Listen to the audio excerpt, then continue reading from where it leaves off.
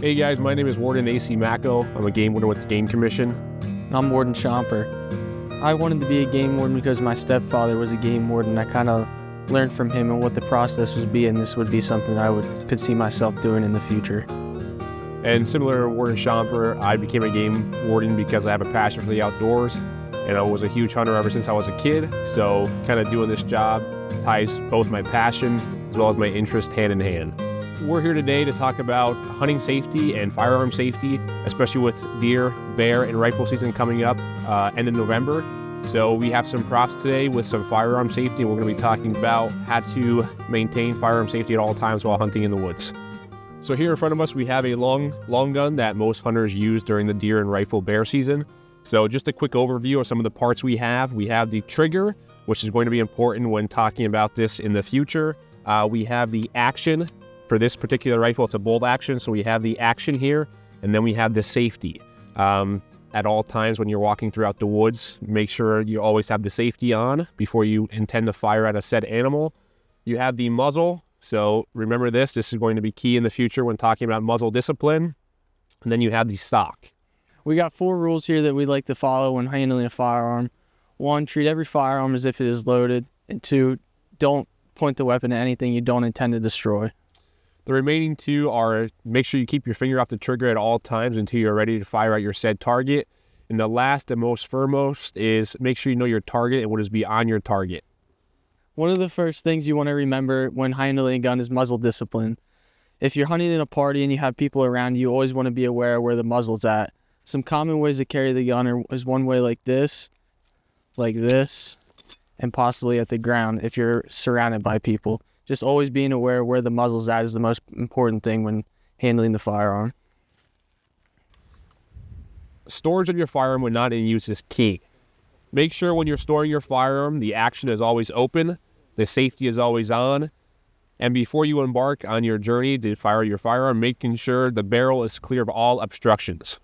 When you're ready to go hunt, you want to make sure you have your firearm in a hard case or soft case, whichever you may prefer, and that the magazine is separate from the weapon. And when you get to the field, you can then put the magazine in your gun and embark on your journey to go hunt.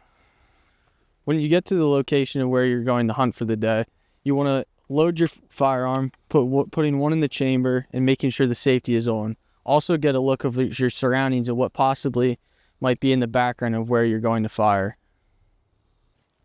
So as Warden Shomper said previously, when you get to your destination, you can inject the shell into the chamber, ensuring that the safety is on at all times until you intend to fire the firearm at the target of your choice.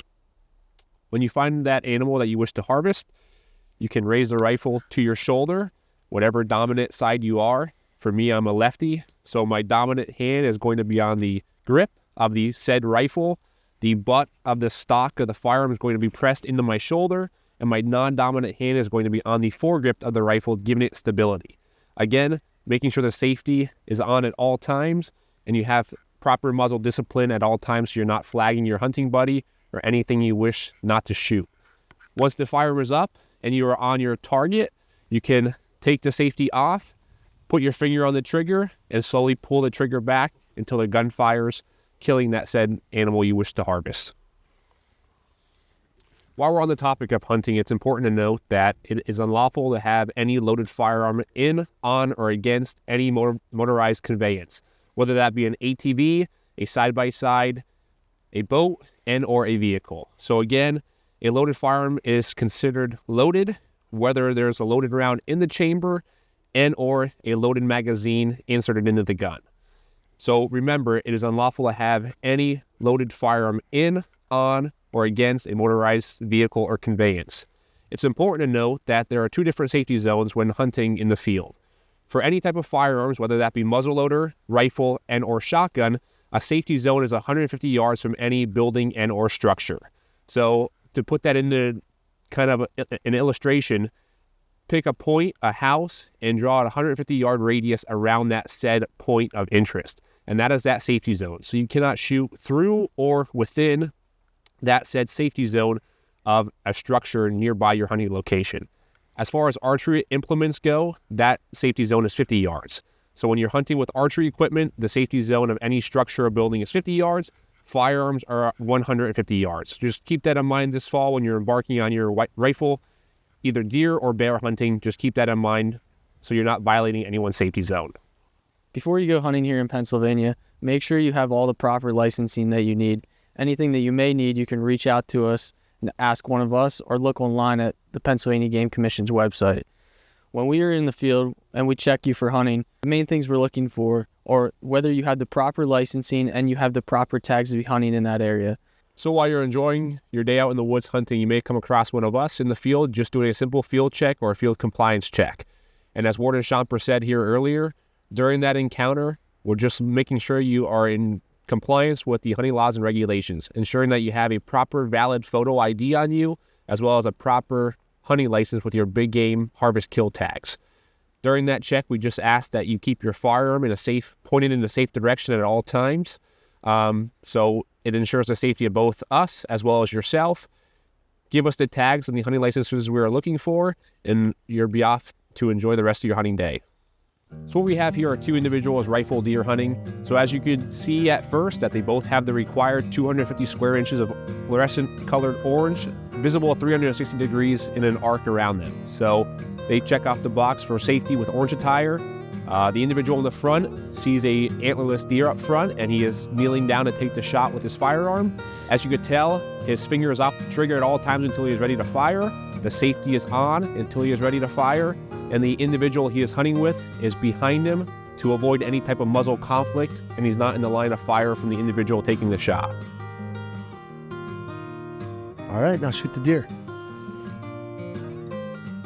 So now the individual is taking the shot. He takes the safety off, and he puts his finger on the trigger when he's ready to fire. Again, he's keeping in mind his muzzle discipline, as well as ensuring that there is nothing beyond the target that's going to interfere with the line of fire. Click. We get asked a lot of questions about what are the most common violations us as game wardens encounter in the field. Some of the most prevalent being hunting through the use of bait. So it is unlawful to hunt in the state of Pennsylvania for any game species through and or over the use of bait.